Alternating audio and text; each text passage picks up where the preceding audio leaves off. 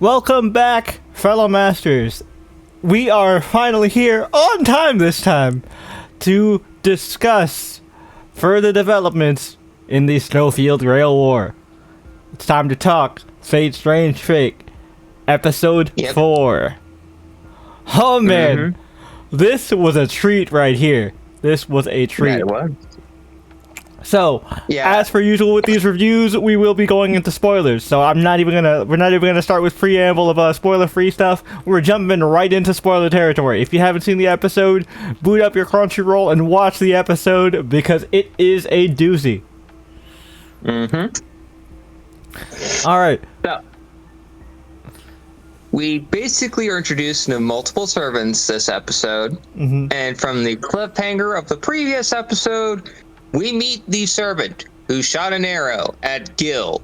Who had the gall, the audacity, to shoot at the King of Heroes. Now, who is this servant? It's somebody we actually have met before in the Fate universe, but different iteration. Yeah, this is Alcides, or in the Greek, Alcides, Alcides, who is the Avenger version of one Heracles. But in technical terms, he is the true archer of this rail war. So, and the war itself is called the False and True Holy Grail War. So this is our boy Herc, that we all know and love from Stay Night, but without the madness enhancement fogging up his mind. So just to give you an idea of how dangerous that is. And what an introduction to Alcides, man. This guy, just pure aura. Yep, and he challenges the King of Heroes by saying, your other weapons ain't shit. Bring out your big guns, and I might even consider you an opponent. He said, AO or nothing at all. What a bold move. He said, you're not gonna stand a chance against me unless you bring out Aya. Like, whoa, the cojones on this guy. I mean, understandable. I mean, given who he is, I mean, we know what this man has been through. Arguably, if you want to go in terms of clout, I think Heracles is the only person to match up with Gilgamesh in terms of clout.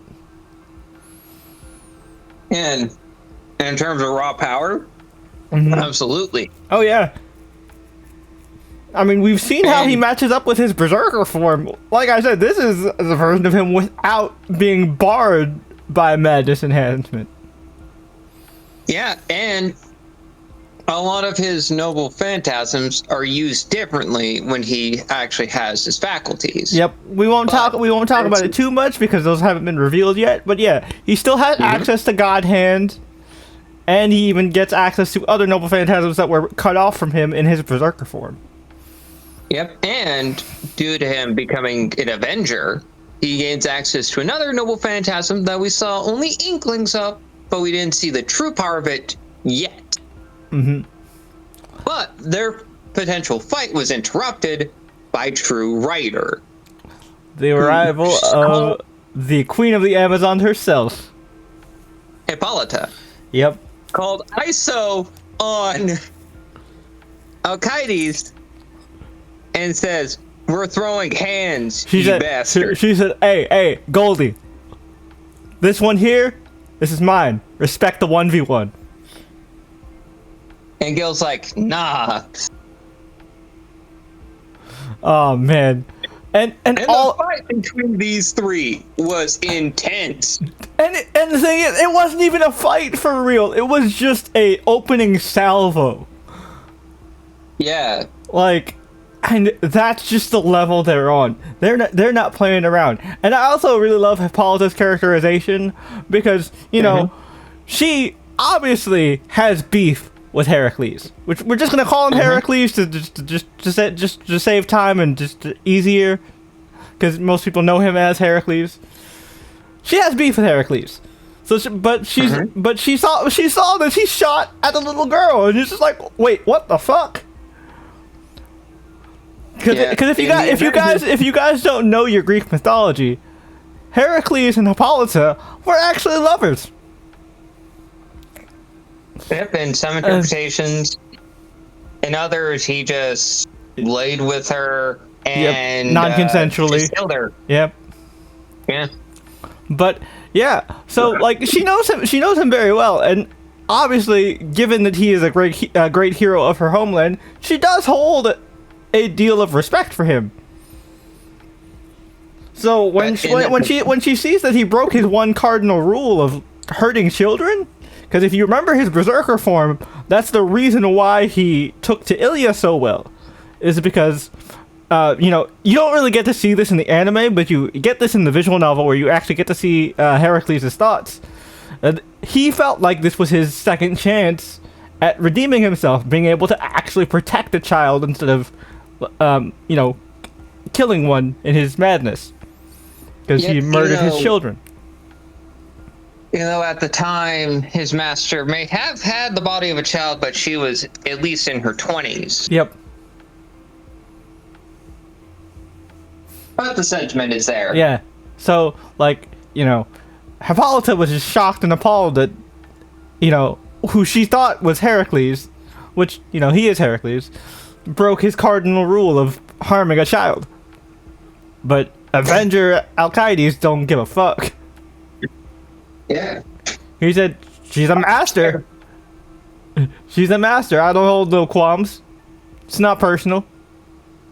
Yep. And he's just under the thought process to make things quick and efficient. Yep. But then, cue Smash Effect, another challenger approaches. We don't see him yet, but he made his presence known. Truecaster really showed off his potential as a true and evil individual. And and like a big time troll. And I mean, given his master / other self, even though we haven't seen that in the series quite yet, but yes, Truecaster is Prelati. Well, a version of Prelati that was encoded in the Throne of Heroes. Yep. And on top of that, the current iteration of Prelati, Francesca, she out here trolling and terrifying not only Orlando, but us, the audience, too. Yeah, no, I was genuinely terrified. I felt for Orlando in that moment. I would have shit bricks if she just opened up a fucking maw in her chest. Yeah, technically the stomach area, but...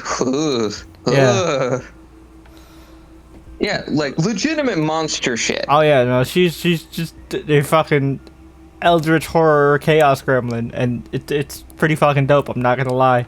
But yeah, the fight though, just I cannot wait to see them go all out, because Hippolyta was putting in work, and she was about to don the girdle. Yep. Which, man, that is going to be sick. A lot of people talked about Sentenced to be a Hero, which that first episode was great. But, more people need to talk about how A1 is cooking with the action and animation for Strange Fate.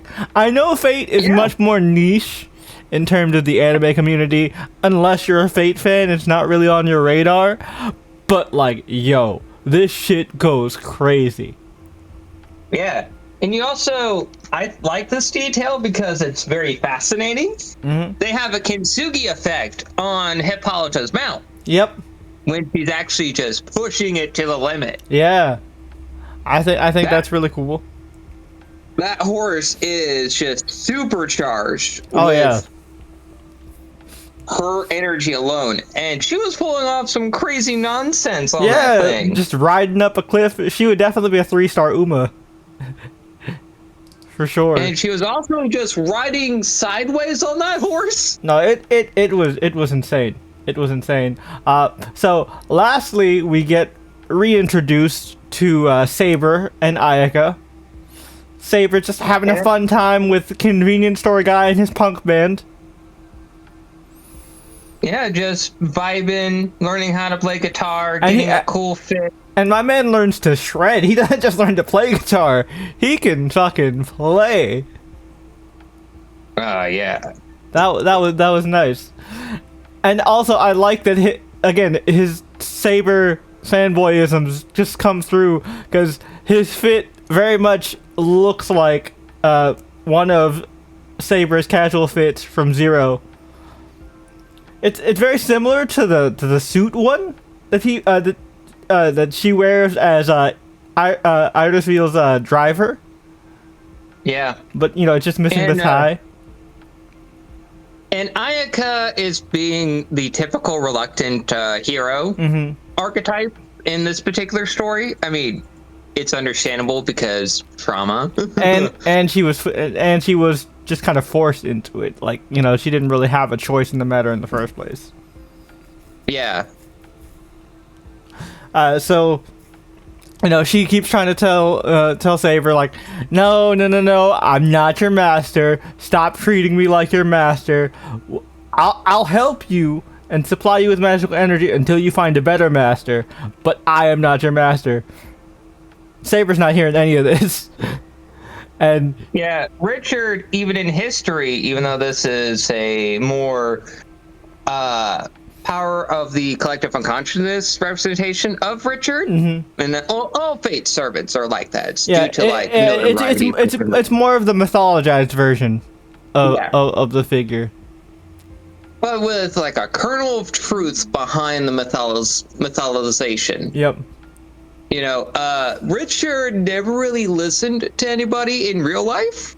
Like in history, Richard was selfish. Yep. And very self-interested. Very arrogant as well. Like, yeah. They refer to him as the Lionheart because he was brave, but bravery and foolhardy, there's a very fine line. But with him basically showing Ayaka one of his noble phantasms, which, like I've mentioned before, he is able to communicate in contact with those in his life. That's either we see the person who murdered him, who in actual history was like a small child that shot at like a child shot at him. Yep. And the image that they shown was a bandaged man, which is hilarious to me. And he also has people that were in his retinue as those shadows. Yep. And as he's explaining this to Ayaka, Ayaka's like, nah, don't tell me this. I'm not your master, bro. Stop telling me about your skill set.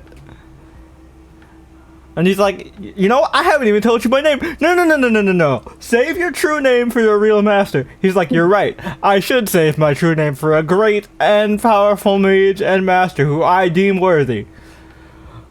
I am. My name's Richard. I am the Duke of Normandy and King of England, Richard. But you may better know me by my sobriquet, which is a new word we learned today.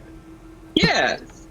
It was like that. It's better than epithet or accoutrement. Yep. I like it. I'm gonna start using it more. That's my word of the day now. Sobriquet. Sobriquet. You may know me better by my sobriquet. Lionheart. I'm like, oh, that's a way to end the episode. And that's a good singer. That's a real good singer. Also, just real quick, we did also get to get some backstory on Feldarius.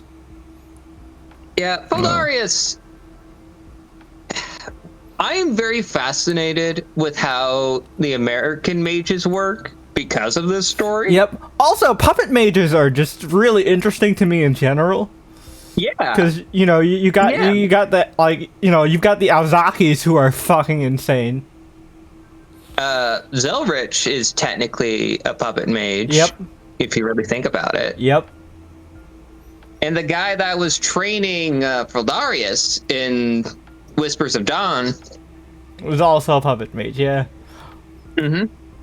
Like, the American mages are just some rebellious motherfuckers. Yep.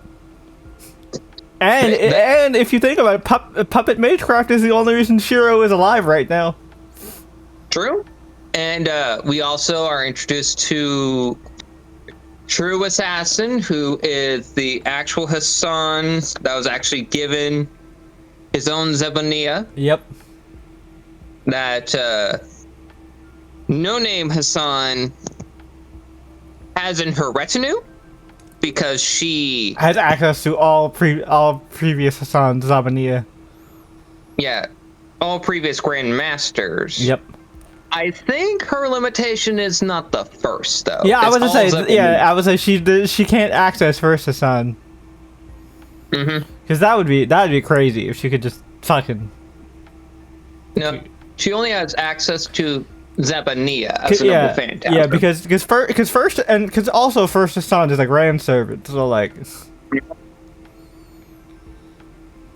And if- Because technically, if we're just dissecting the lore, like, this is disconnected from the FGO timeline, so first Hassan has not stepped down. So he's Yeah. still technically a grand, so that's why she wouldn't have access to first Hassan, because you can't just tap into grand servant level power. And on top of that, it's not a Zebaniah, it's Azrael. Yeah. It's a different noble. It's a different name entirely. Mm-hmm. Yeah. First Hassan may have started the order and clan, But he did. Yeah. but he didn't have Zebaniah. Yep. Yeah, because those are the assassination techniques of the old men of the mountain. Yep. But And this Hassan, he is a master of shadows. yep. And he basically said to Feldarius, do you have conviction? Are you really? If you do, I will follow you. Translation: Are you really about that life? Do you got that dog in you? And Feldarius, for what it's worth, and from what I can recall, he has that dog in him. Oh yeah. I mean, he basically had his former master gunned down. Oh yeah. I mean, we saw that he has conviction from Whispers of Dawn just alone. So like, Hassan. I think Hassan is just busting his master's balls. Yeah. But And seeing the true power of no-name Hassan, it's going to be very interesting. Like, the overall battles, we haven't seen the crazier shit yet, folks. yep. This is just the beginning. Also, we didn't talk about it in full, but now that we've actually seen the OP, like, we gave it a full listen. I do really like it. I think it's up there. The visuals are great. Yeah. And of course, we have Duma at the beginning of the episode just Being our Talking his- exposition man. Yeah. And I find the most fascinating that they showed the clan Skeleton actually fighting Jester in the opening. Yeah. And they got their asses handed to them even in the opening like they did in the episode. I know, right? It's crazy. But yeah, man, Strange Fate just continues to be amazing, and I'm just happy to have Fate content again, like on a regular basis. So, we'll be back next week, on Saturdays from now on, and we'll be here to just talk about obviously recaps of the episode, random history fun facts connected to the servants, random servant facts. If you guys enjoy this, don't forget to do all the usual YouTube things. Hit that subscribe button, hit that like button. If you're watching this within the first week of its release, make sure to engage with that hype feature. Hit the hype button as well. We really appreciate it. And this won't be the last you'll be seeing of our little our duo content as well, because we are going to be diving into the world of Westeros once again, because I'll plug it in advance, we are going to be doing reviews of A Knight of the Seven Kingdoms as well. So if you are a Game of Thrones fan, look forward to that also. But yeah, this has been fun. You're gonna hear us yap about Westeros again, folks. And we'll get to is not going to be subjugated to our just Westerosi knowledge. which also means we get to like really deep dive into like the lore and history of Westeros, which like means that those videos are probably going to be even longer than these, which I'm going to try and limit to 20 minutes or so, which I think we did a good job at. But yeah, this concludes our Strange Fake review. We'll catch you guys next Saturday for episode 5. Until then, we'll catch you later. Peace.